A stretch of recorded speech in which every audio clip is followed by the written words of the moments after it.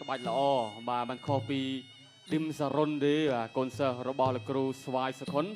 បាទមកពីក្លឹបប្រដាល់នាគរាជចតុមុខត្រៀមព្រមព្រៀងប្រកួតហ្គេមស្បើគុណខ្មែរ Super Strike គូពិសេសទី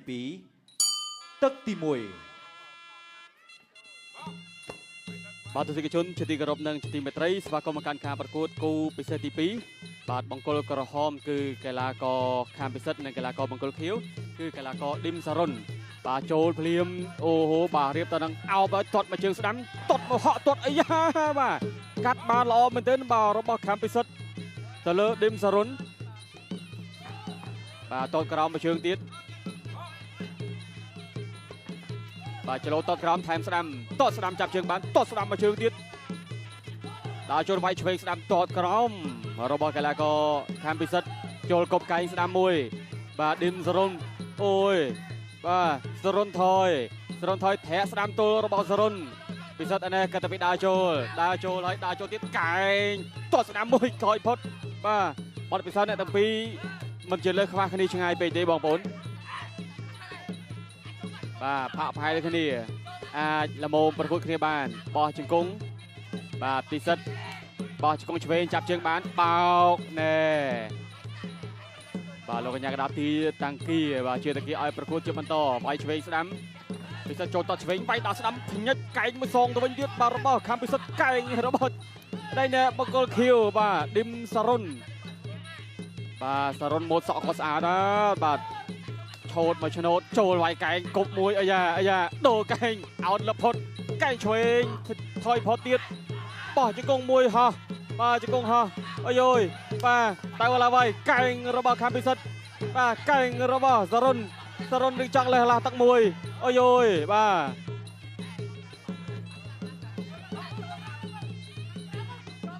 បាទចូលបន្តទៀតពិសិដ្ឋចូលបោះជង្គង់ឆ្វេងអូយបាទសង្ស័យគូនេះមិនចាប់ទឹកទី3ទេបាទខាងពិសិដ្ឋបាទនៅតែបន្តសម្រុកបែបនេះ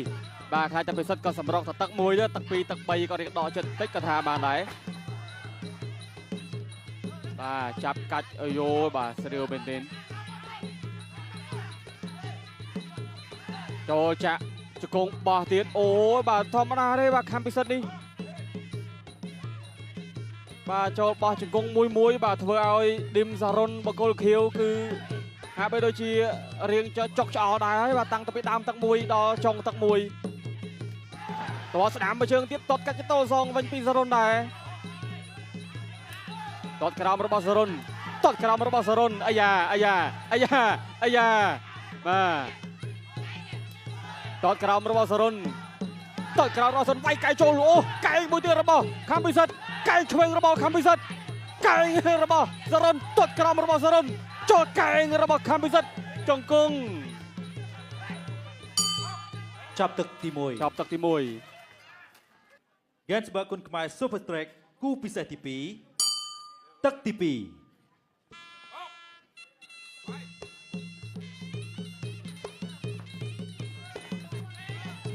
បាទទស្សនាការប្រកួតគូពិសេសទី2ទឹកទី2បង្គោលក្រហមខាងពិសិដ្ឋបង្គោលខៀវឌឹមសារុនចូលវាយឆ្វេងតតក្រោមមួយទៀតរបស់សារុនអូហូយបាទតតក្រោមមួយទៀតចូលវាយគូនេះអស់តតែម្ដងបងប្អូនហើយបងប្អូនដែលកំពុងតែទស្សនាតាមរយៈបាទ Facebook Page បាទយល់យ៉ាងណាដែរបើថាល្អមើលបែបនេះបាទមានបងប្អូនគាំទ្រពិសិដ្ឋមានបងប្អូនគាំទ្រអីណែបង្គោលខៀវឌឹមសារុនបើនិយាយទៅមកប្រកួតបាទកីឡាករអ្នកប្រដាល់គុណខ្មែររបស់យើងមិនខ្វះទេបាទបងប្អូនចាំគាំទ្រលើកទឹកចិត្តរបស់ពួកគាត់អញ្ចឹងឃើញថាបាទដើរទន្ទឹមគ្នាបាទអ្នកប្រដាល់ត្រូវការអ្នកគាំទ្របាទអ្នកលេងកំ pl ែងត្រូវការអ្នកសើចដែរប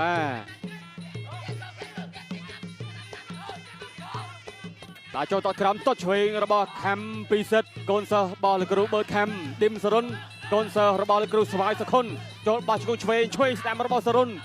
ទោះបីជារៀងទៀបជាងតិចក៏ពិតមែនតែអូហូយបាទចូលជង្គង់ហោះទៅពីចម្ងាយតែថយផុតបាទបងប្អូនថាណែយកខៀវបាទយកខៀវឥឡូវថាចាំមើលតាណាយកក្រហមទៀតបាទខ្ញុំអត់ចាំអានខមមិនបងប្អូន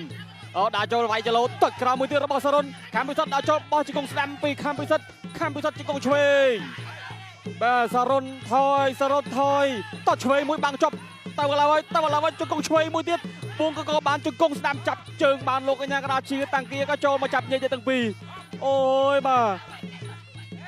ឥឡូវសេរីប្រថាប់ដៃទីសិនបាទដើម្បីឲ្យស្រួលក្នុងការប្រកួតកុំឲ្យមានការរំខានណាមួយបាទដល់កីឡាករទាំងពីរប្រថាប់ដៃពណ៌ដូចគ្នាបាទចម្រុះពណ៌ទាំងខំពិសិដ្ឋទាំងកីឡាករបង្គោលខៀវបាទឌីមសារុន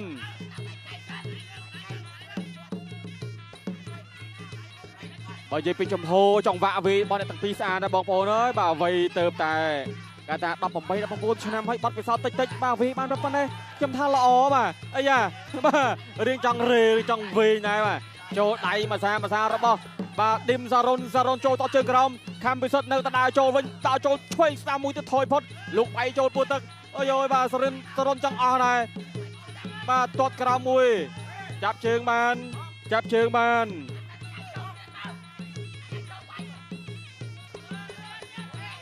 ដើរចូលបន្តទៀតទាត់ស្ដាំរបស់សារុនទាត់ឆ្វេងរបស់ពិសិដ្ឋដើរចូលដល់ស្ដាំចាត់កវីកវត្តជង្គង់ស្ដាំមួយជង្គង់ឆ្វេងអូយបាទចាប់អីនៅកាច់បោកផ្លោងទៅពវល់មកជុំតែម្ដងដើរចូលតទៀតទាត់ម្នាក់មួយជើងចាប់ជើងបានជង្គង់ស្ដាំរបស់ពិសិដ្ឋទាត់ស្ដាំសងដល់ស្ដាំមួយទៀតចាប់ទឹកទី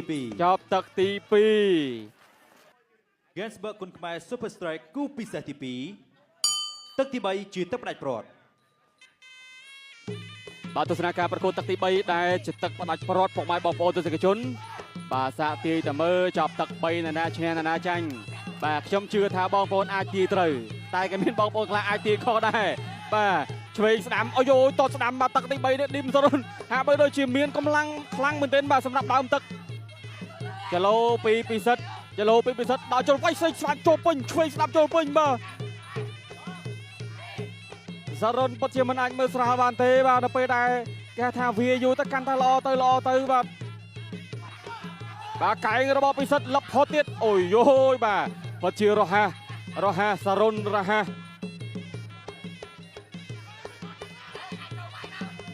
បាទមើលបងប្អូនខមមិននៅក្នុងការ live បាទសប្បាយបាទតសើបងប្អូនបាទពួកគាត់ចូលមកទស្សនាផងហើយនិយាយពីថាអូយបាទបេះជើងក្រៅសង្វៀនបាទទស្សនាបដាល់ផងជជែកគ្នាបែបកំសាន្តសប្បាយបាទគាត់អត់ប្រើពាក្យពេចន៍អសុរោះទេបាទតសើបងប្អូនមែនទែនបាទរាល់សប្ដាហ៍បាទខ្ញុំបាត់ចាំចំណាំមើលបាទឆ្វេងស្ដាំហើយក៏ជង្គង់ហោមួយទៀតថែមឆ្វេងមួយទៀតអូយបាទ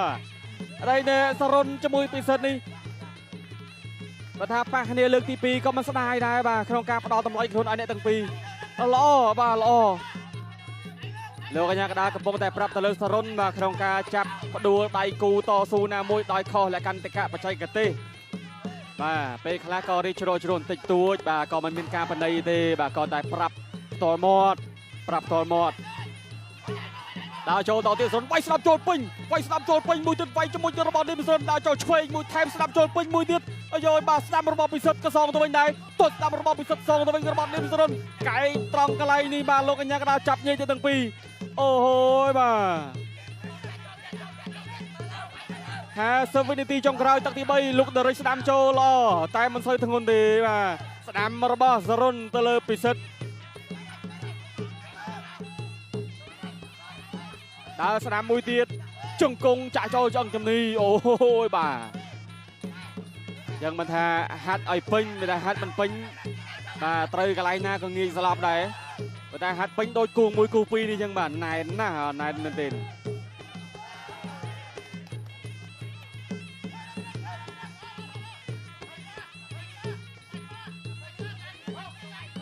បាទសរុននៅតដើរចូលដូរដៃគ្នាឆ្វេងស្ដាំ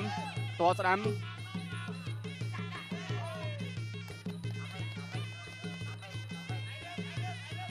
បាទចុងទឹកទី3ប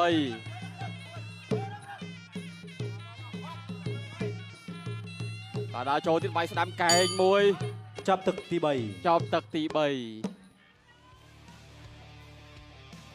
ជ័យជំនះបានទៅលើកីឡាករបង្គោលខៀវឌីមសរុនអ្នកកីឡាករបង្គោលក្រហមដោយពិន្ទុបាទរបស់សាទរដល់ឌីមសរុនក្នុងការយកឈ្នះដៃគូដោយពិន្ទុផងដែរ